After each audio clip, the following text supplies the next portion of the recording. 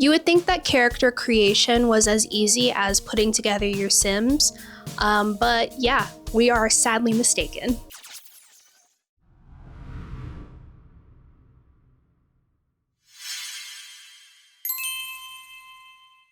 Hello and welcome to another video. I am Artsume Shea, if you didn't know already. I am very excited about today's video because it involves probably one of my favorite parts of the story brainstorming process, which is character creation. And if you're like me, sometimes making your original characters is more fun than doing the rest of the work.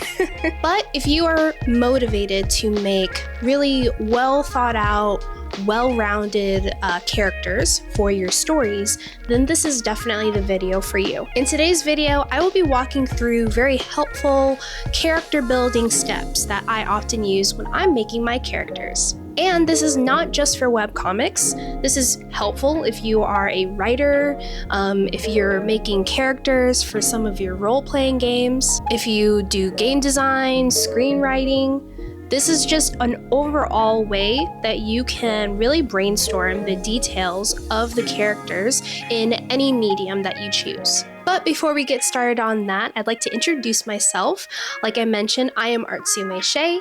I am a webcomic creator, artist, and just all-around storyteller. There are different areas you can find me at, which is going to be Instagram with @Artsume Shea. And I also have my very own webcomic called Space Ultima, and that you can find the link in the description below. So I'm happy to announce that I actually have a very cool workbook that I designed that is going to be available digitally at the time this video goes live. This is my character creation workbook and is something that is very helpful in any point of your conception of your character.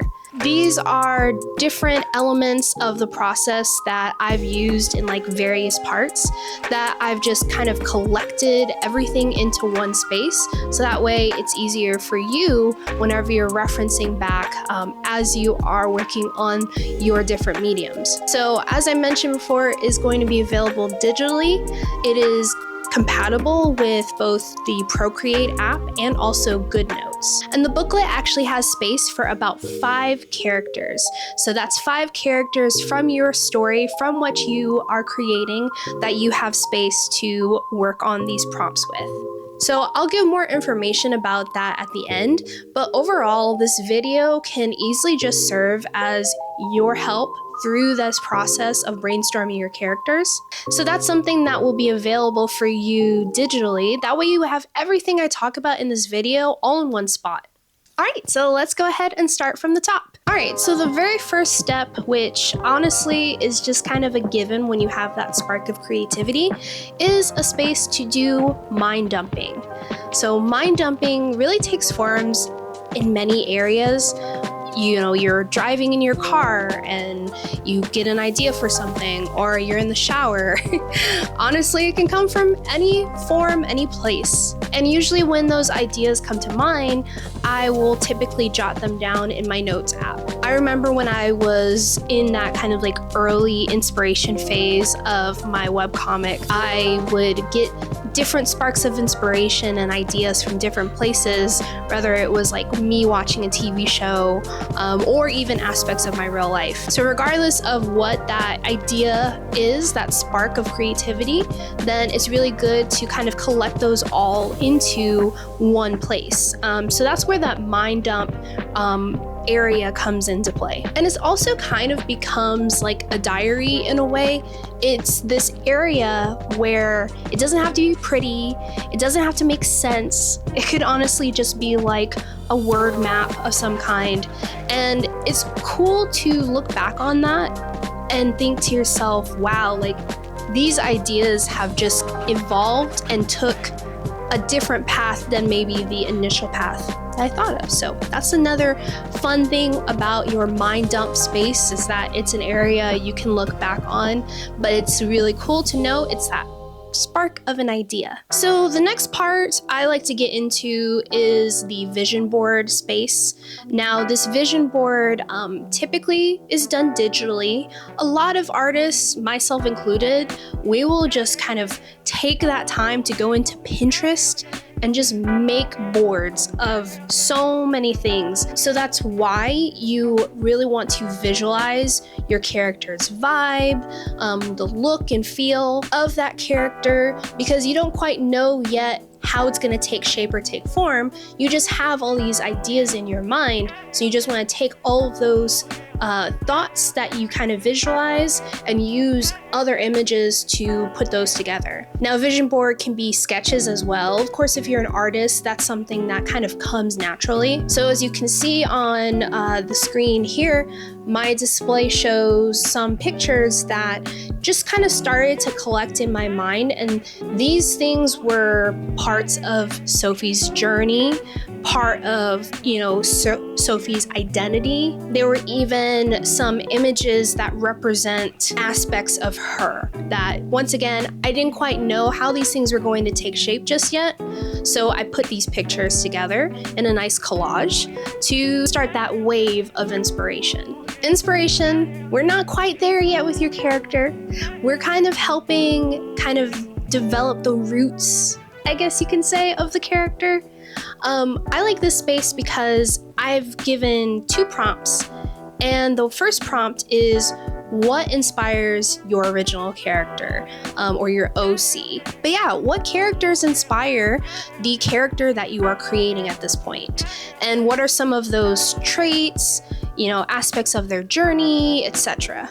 If you've been following me online, you see that I've been posting some videos lately about what characters inspire the ones in my webcomic. So for Sophie, those characters are like, Anastasia from the animated movie. She is, very headstrong, determined. And then you have characters like Dorothy from The Wiz. Her whole family dynamic really gave me a lot of inspiration about just a young woman who feels like she has this obligation to whatever her responsibilities are, and then from there she is a little hesitant to launch. I would say that's definitely a huge part of Sophie's character arc. So those are some things that you definitely take inspiration from the different media that you consume. Just see what key takeaways there are from those stories and add them into what you're currently creating. From there, we have our next portion, which is your character profile. So this is when we start getting some concrete elements of your character's stats. If you don't know some of these things by this point, that's totally fine. Obviously, you can go to different aspects of these steps whenever they seem fit, but the profile is just your character's full name, date of birth, maybe their astrological sign goes into your character's personality. I kind of took inspiration from like a D&D character sheet. Other aspects are like their family, maybe they're an only child, or maybe they're one of 5 kids. That can also go into what type of personality and what type of story your character has. And of course, there are other details that I did not leave spaces for, that if you want to jot down some areas, you have that spot to do that. All right, so the next portion are going to be characteristics. Now, this is where, by now you're probably already thinking in your mind who this character is, what they're like. And so I have a lot of different spaces that are important to a unique character. Things like their traits, what quirks or flaws do they have? Because, if you think about a character who's perfect, well, maybe being perfect is their flaw, but most of the time our characters aren't like perfect human beings or creatures. They have, some aspects to them that are not so great, even if they are the protagonist. Hobbies, interests, belief systems, things like that are all characteristics that you can start brainstorming at this part of your journey. There is, of course, one area that I want to emphasize in the characteristic spot, and that is your character's desires and motivations. I love this, and when I first started implementing that more into my storytelling, I was like, I can never go back. Your character's motivations drive the conflict of the story. Your character has its own agenda that's different from another original character.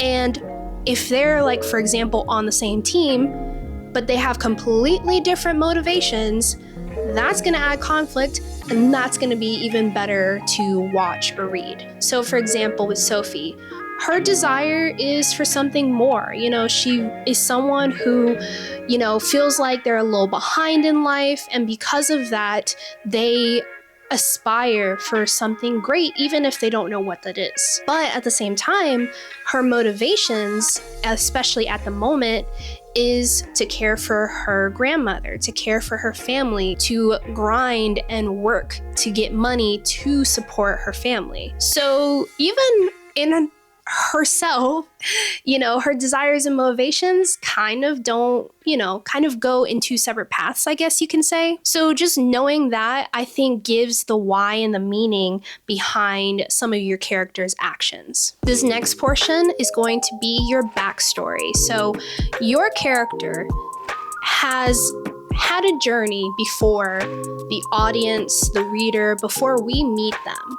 So what is that? You know, basically, what is their trauma? I mean, if we're being honest, you know, there are a lot of things that happen, you know, unless your character is one of those characters that's like maybe like an android or something that, you know, as soon as we start reading or watching is when they come to life. Most of the time, that's not the case. If it is, great, but most of the time it's not the case. So with your backstory, tell us what is happening up until this point where we meet them. And in this very last space, we want to think about the character arc. Who is the character at the start of your journey?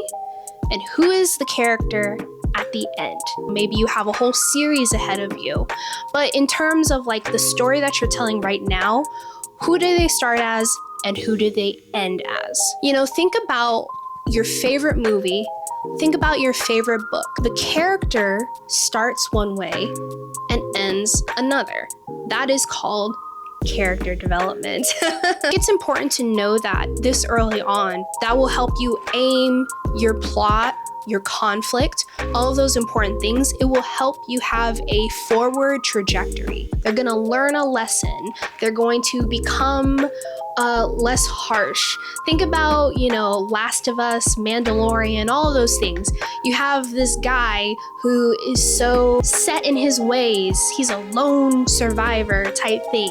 And then suddenly they have a kid that they have to take care of during their journey. And over the course of the story, you know, he becomes softer, he becomes more empathetic. And by the end of the video game, you know, Joel is basically a dad. You know, like that is something that knowing how your progress of your character is going to turn out is a really key important thing to be aware of. So those are the various prompts to keep in mind and utilize when you're developing your characters. As I mentioned before, my booklet is going to be available for purchase online, but if you are watching this today, you will actually be able to get it for free. If you like this video, please hit like. If you are interested in more of what I have to talk about and more that I have to show you all, definitely subscribe to the channel. Also, at the time of this video, I want to say we're about 20 subscribers away from 500 subscribers. I put that on my vision board at the beginning of the year, and I did not think that was something I was going to get close to until like honestly halfway through the year. By the time we get to 500 subscribers, I will be doing a Q&A video. So really cool, just momentous video that whether it has to do with art or myself or, you know, anything in those ballpark areas, that would be a really cool video where you can get to know me just a little bit more. All of my social medias will be linked in the description, including a link to my webcomic. I will also have a link down below to the character creation workbook. After the limited time freebie, it will be available for purchase, so definitely consider checking that out. That supports me, but then hopefully it also supports you as you are working on your stories. All right, well, that is all for me today. I hope that you enjoyed this video, and I will see you in the next one. Bye!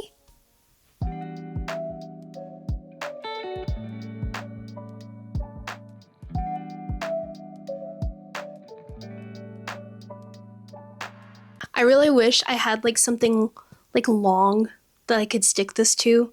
That way it can be more of a microphone, because I feel like I'm just way too close to this.